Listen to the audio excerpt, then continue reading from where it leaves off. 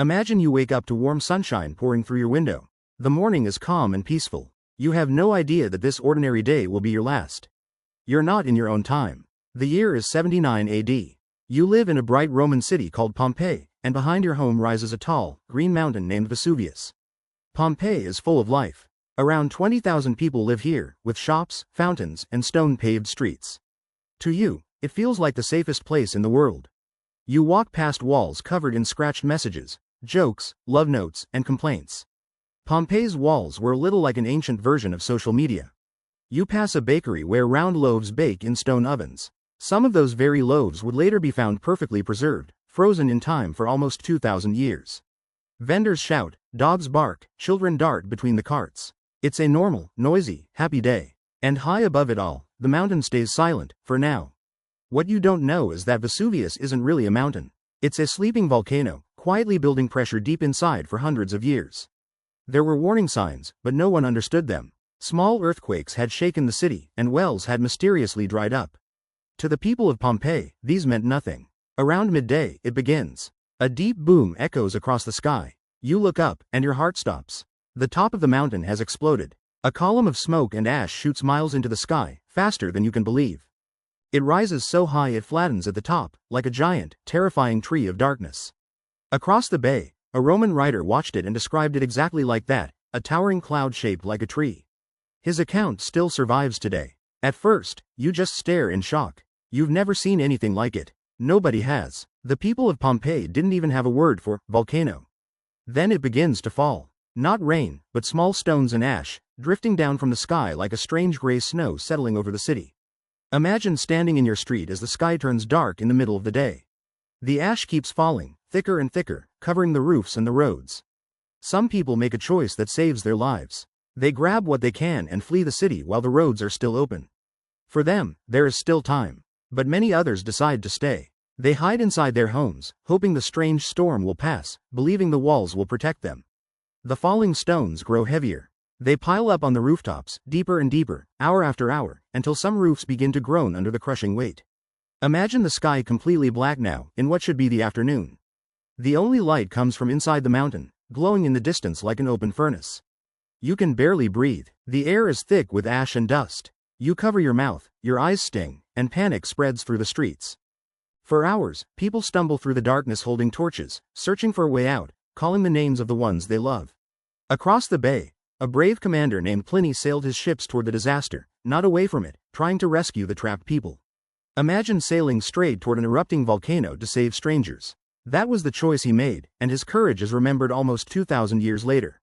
But the worst was still coming. Late that night, the towering column of ash could no longer hold itself up, and it began to collapse. This created something far deadlier than falling stones.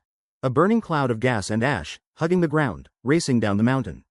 Scientists today call it a pyroclastic flow. Imagine a wave of scorching air moving faster than a car, impossible to outrun, heading straight for the cities.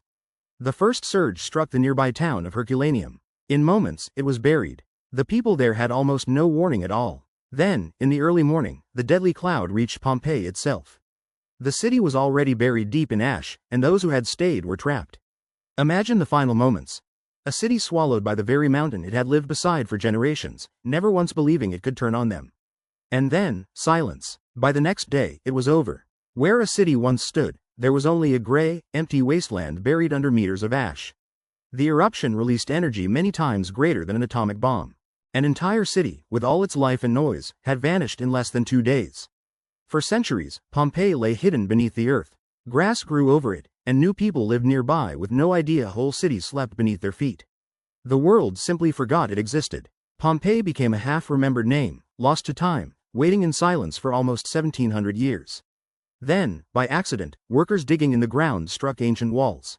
Slowly, they began to uncover something incredible. The lost city was still there. Imagine brushing away the ash and finding entire streets, houses, and shops, almost exactly as they were on that final day.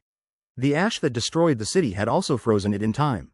It was like a window opening directly into the ancient Roman world, untouched for nearly 2,000 years.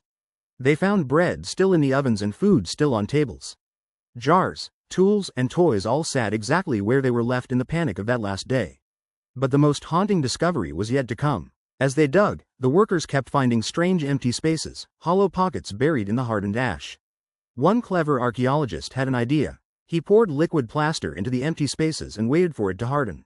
What came out changed everything. The plaster had filled the exact shape of the people who were there. Their bodies were long gone, but the ash had kept a perfect mold of their final moments. Imagine seeing them. A person shielding their face, a family huddled together, a dog still on its chain, captured forever in the instant the end arrived. These figures are not statues. They are the real shapes of real people who lived, laughed, and loved in that city on what they thought was an ordinary day. Through them, we learn things history books never could. We see their final moments, their fear, and their love, reaching out to us across the centuries. Pompeii became a kind of time capsule. From its ruins, we learned how Romans truly lived, what they ate, how they worked, and what they believed. We even learned small, human things. The graffiti on the walls revealed their humor and their gossip, making these ancient people feel surprisingly close to us. Imagine that, 2,000 years later, you can read a joke someone scratched onto a wall, and smile at the same joke they smiled at, on the morning of their last day. Today, you can walk through Pompeii yourself. The streets are still there, the houses still stand. It remains one of the most powerful places on the entire planet. And Vesuvius? It's still there too, still active, still watching over the bay, with millions of people now living in its shadow, just as Pompeii once did.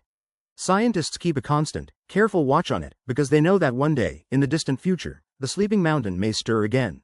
But the lesson of Pompeii is not only about danger.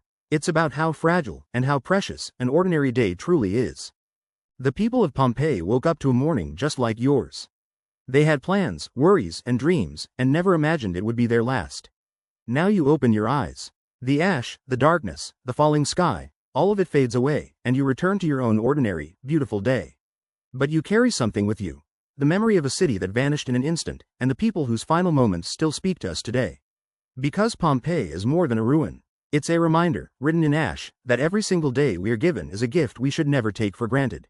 A whole world lived there once. And thanks to the very disaster that destroyed it, that world was never truly lost. It was preserved, waiting, to teach us. So the next time you wake up to an ordinary morning, with warm sun and the smell of breakfast, remember Pompeii, and how lucky an ordinary day really is. Thanks for traveling through time with us. Which lost moment in history should we explore next? Tell us in the comments.